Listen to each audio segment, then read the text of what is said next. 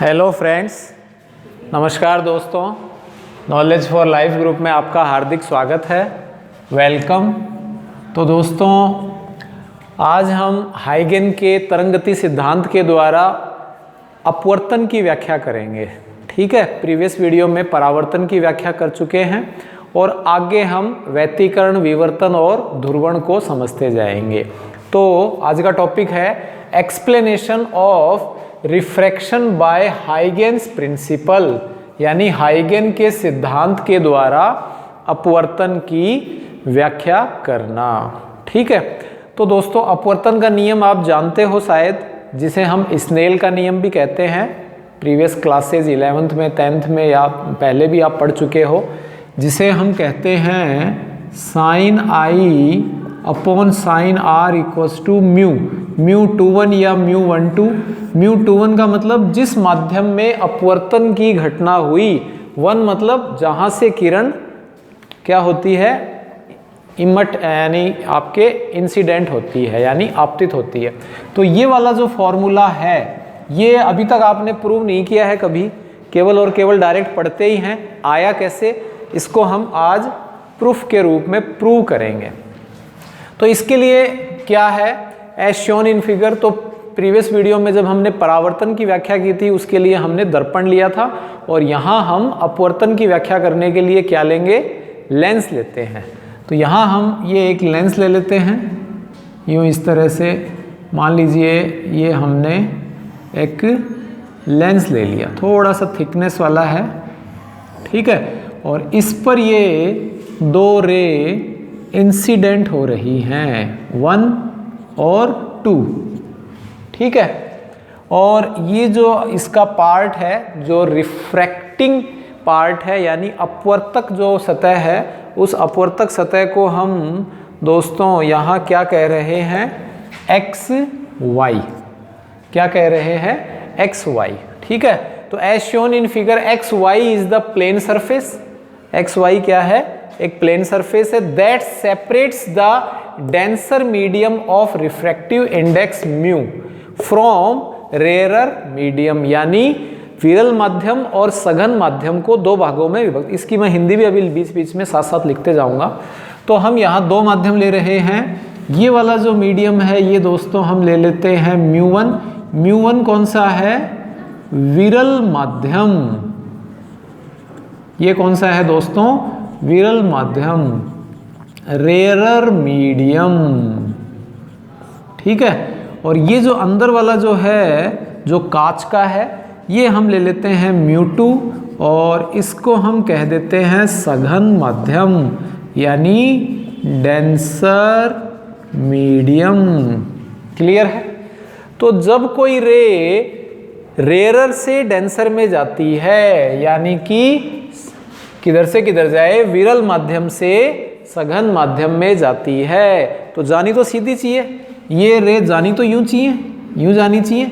लेकिन होता क्या है, ये या तो अवे फ्रॉम नॉर्मल होगी या फिर टुवार्ड्स फ्रॉम नॉर्मल होगी, या तो अभिलंब से दूर जाएंगी या अभिलंब से निकट आती हैं। तो आप जानते हो, जब कोई किरण रेयरर से डेंसर में जाती है, विरल से सघन में जाएगी, तो अभिलंब के निकट आती है, यानी टुवार्ड्स द नॉर्मल। तो ये हमने नॉर्मल ले लिया दोस्तों। ठीक है, अच्छे से समझें, सिंपल सा टॉपिक है, और मेरे ख्याल से लिखते लिखते आपको याद हो जाना चाहिए। फिर जितनी बार आप इसका रिवीजन करेंगे, उतना ही ये आपको, ठीक है, एक स्टेबल रूप से, स्थायी रूप से याद हो जाएगा। तो ये रे अब इधर न जाकर किधर जाएगी, इस तरफ से जाती है, यूं, लाइक दिस। ठीक है, यूं चली जाएगी,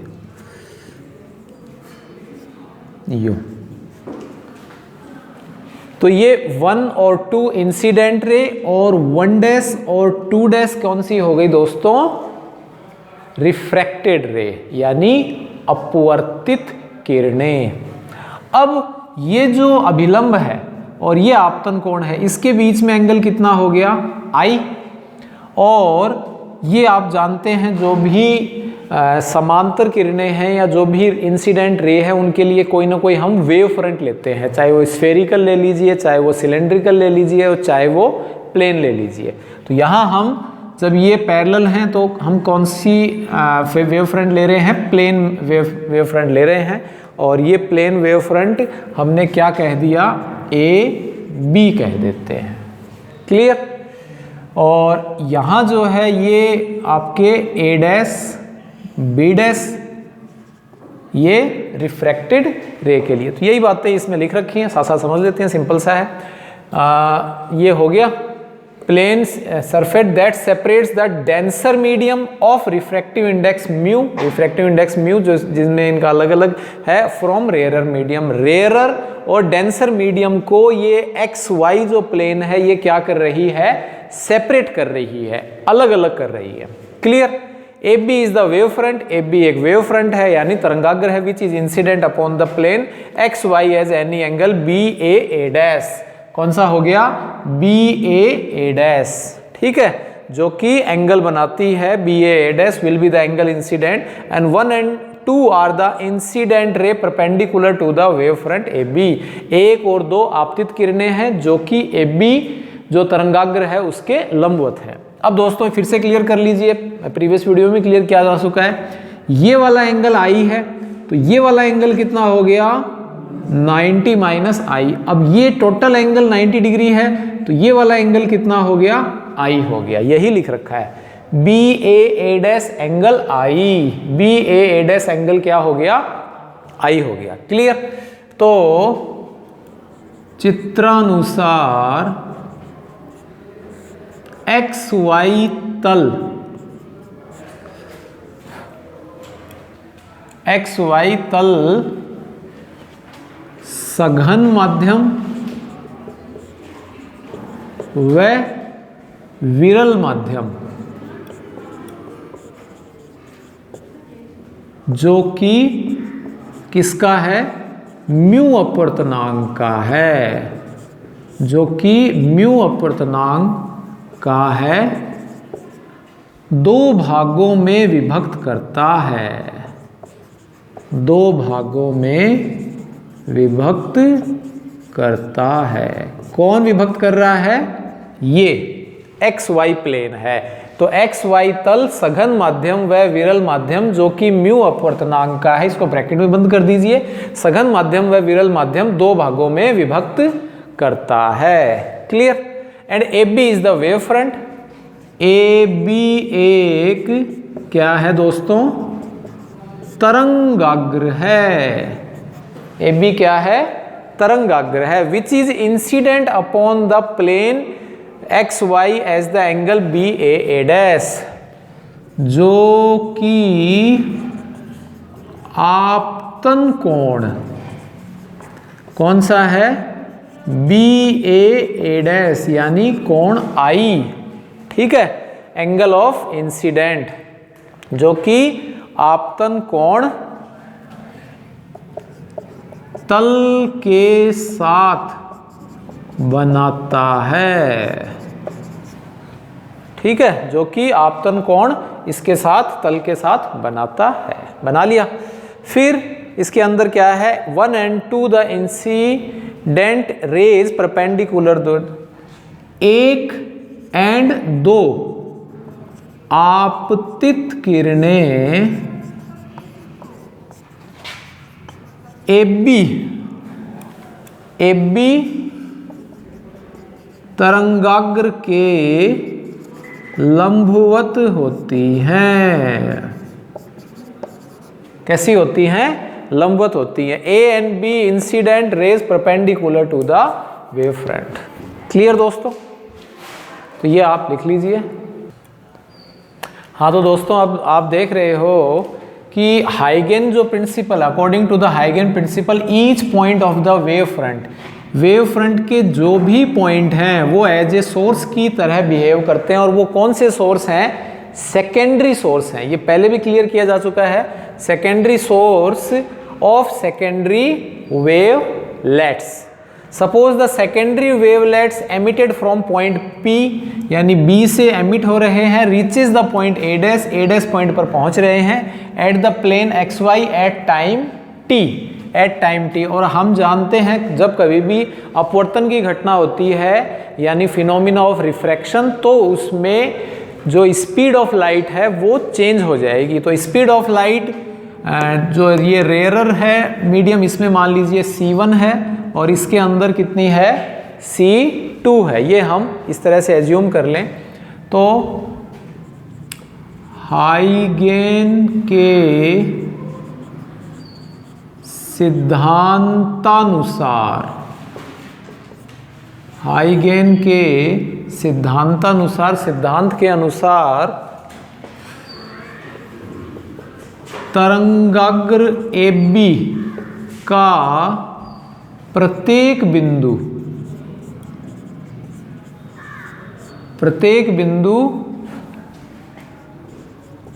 द्वितीयक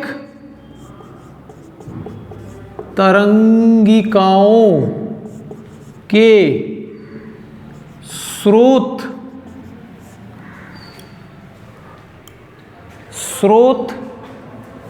के रूप में होता है, स्रोत के रूप में होता है। ठीक है। और माना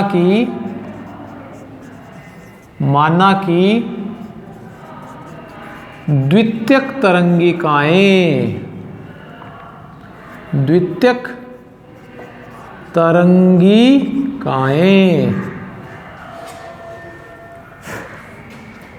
B बिंदु से उत्सर्जित होकर कहाँ पहुंच रही हैं, A डैश बिंदु पर, A डैश बिंदु पर XY तल में T समय पर पहुंचती हैं, T समय पर पहुंचती हैं। तो वही आपको क्लियर है, चाल बराबर क्या होता है, दूरी अपॉन दूरी बटा समय, यानी कि speed equals to distance per unit time. तो डिस्टेंस इक्वल्स टू, डिस्टेंस क्या हो जाएगा, BA डैश, BA डैश कितना हो गया, C की जगह C1 और ये T यहाँ आपके आ जाता है। क्लियर। इसी प्रकार हम इसमें ले लेंगे और उसको सॉल्व कर लेंगे। सिंपल सा हम फिर करते हैं। हाँ तो दोस्तों अब आप देखिए, जैसा आपने ये जो आपतित किरणें थी इनके लिए लिखा है, वैसे ही हम अपवर्तित किरणों के लिए लिख रहे हैं, लाइक दिस द इंसिडेंट रे एंड रिफ्रैक्टेड रे। अब ये वाला जो एंगल है, ये वाला एंगल कितना हो गया, R। क्लियर। और ये वाला जो एंगल है ये कितना हो गया, 90 माइनस R। तो ये वाला एंगल कितना हो जाएगा, आपके R हो जाता है। ये वाला एंगल कितना हो जाता है, R हो जाता है। क्लियर। तो इसी तरह से अपवर्तन की क्रिया से 1 डैश व 2 डैश अपवर्तित किरणें, कौन सा तरंगाग्र है, A डैश B डैश तरंगाग्र की सहायता से गति करती हैं, सहायता से क्या करती हैं, गति करती हैं। ठीक है। और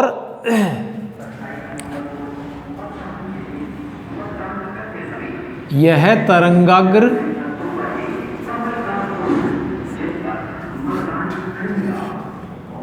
तल XY के साथ कोण R इक्वल्स टू कोण, कौन सा है दोस्तों, A डैश B डैश कोण बनाता है, बना रहा है। साथ ही साथ यहाँ हो क्या रहा है, स्रोत,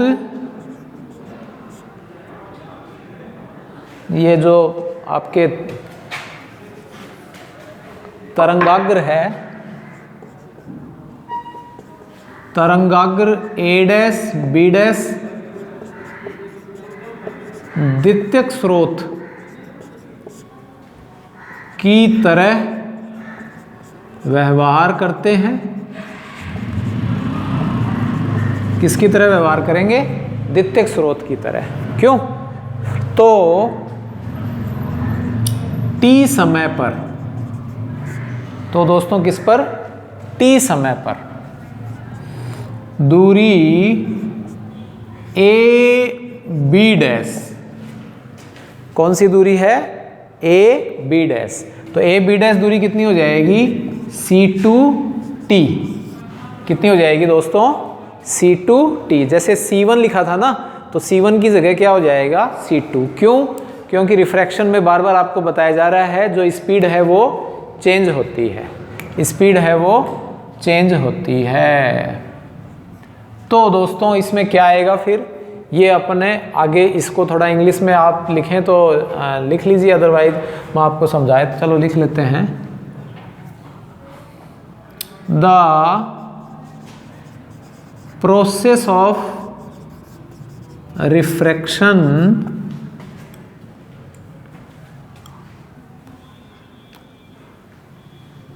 help of wave front a dash b dash, the refracting ray 1 dash and 2 dash motion, 1 dash and 2 dash motion. Clear? This wave front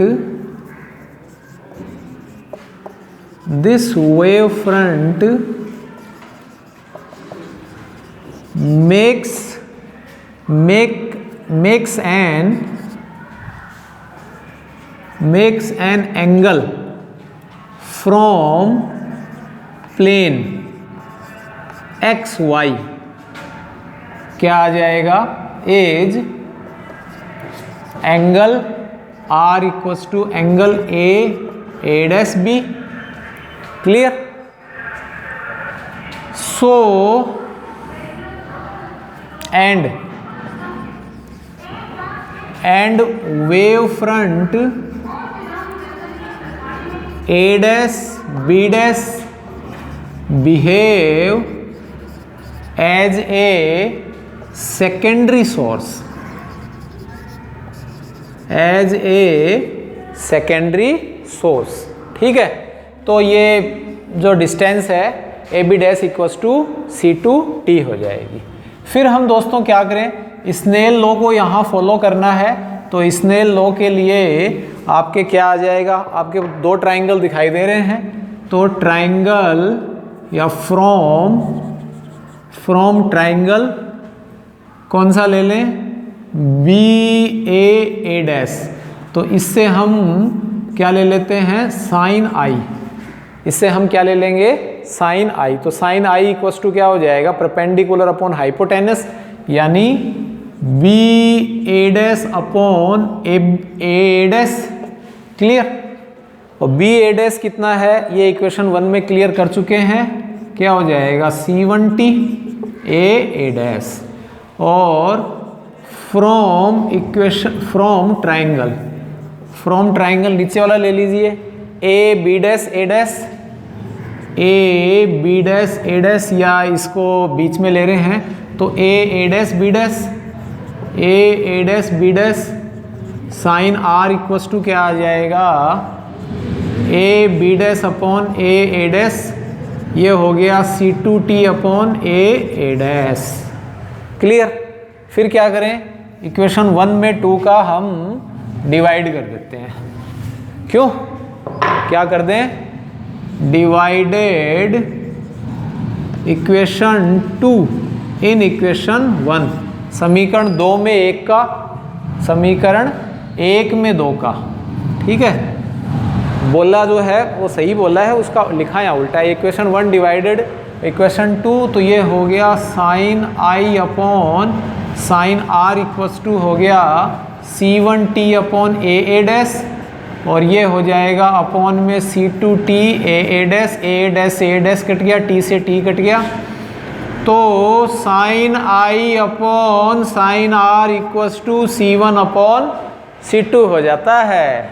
और C1 अपॉन C2 होता है दोस्तों रिफ्रैक्टिव इंडेक्स μ21, जिसे हम क्या कहते हैं, अपवर्तनांक। ये अपवर्तनांक किसका है, ये अपवर्तनांक होता है हाँ तो दोस्तों ये sine i upon sine r C2 upon C1, इसको हम the ratio of speed of light जो है वो आपके क्या कहलाती है, अपवर्तनांक। अब ये किसका अपवर्तनांक है, इसका कांच का, यानी 2 वाले मीडियम का। किसके रेस्पेक्ट में, 1 के रेस्पेक्ट में, ठीक है। या ये μ2 अपॉन μ1 हो गया ना, ये 1 है ये 2 है, 2 मतलब ये 2 वाला मीडियम है और ये 1 है, ठीक है।